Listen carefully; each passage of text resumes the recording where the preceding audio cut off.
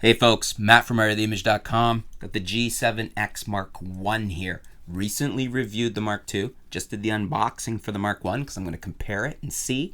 As I mentioned, the big question in my mind, for me, the most important thing on whether I would buy the Mark I at a lower cost or the newer Mark II at a higher cost with more features is the video, the follow focus during video. How well is the Mark I able to continuously track somebody, like during vlogging, during video, similar to, like, how close does it get to Canon's dual pixel AF? It doesn't have it, but how good is it in that sense? That's the number one thing I want to know on whether I would spend more money on the Mark II or whether I'll buy one of these. So this is it right here, and we've got for you, hot off the presses, we've got the 7 reasons that you might want to consider the Mark II over the Mark I here. So, first and foremost, it is a longer battery life. It's been developed to have longer battery life. So the Mark II is rated at 265 still shots versus 210 still shots. Probably should have grabbed my reading glasses because up close I'm getting almost blind. Okay, so shoots 24p video. That's number 2. So this does 24p, gives you that more cinematic look. Pretty cool, good to have, always nice to have extra video features. Next up we have 3, and that is the bulb shutter. So now you got a bulb shutter feature. You're able to leave the shutter open manually for those long exposures. For those of you that like to do long exposures, you can do that with the Mark II. Can't do it with the Mark I.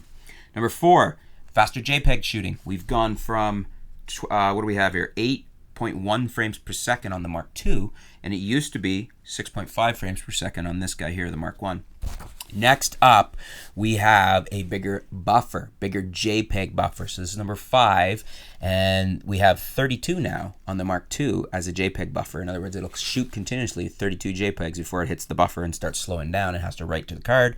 We only had 14 shots in this guy here. To me, that's not a huge difference, but for some people it might be.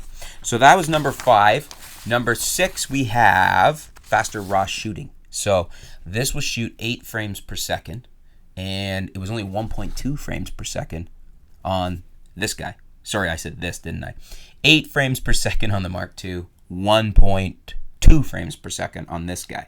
So much faster raw shooting. Now that is a big advantage for most people, and I would like to have that. I don't know that it's enough to make me pay for it unless the video is significantly better, which I will see. Number 7, and my last one here, so it's number 7, bigger raw buffer, 21 versus 4 shots. This goes hand in hand with the speed. It not only can shoot faster, but it can shoot more before it hits the buffer and has to stop and write to the card.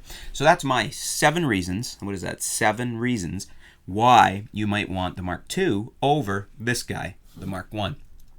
Now, there are a couple of reasons why you might want the Mark I over the Mark II, and we'll get to those in the next video, so stay tuned.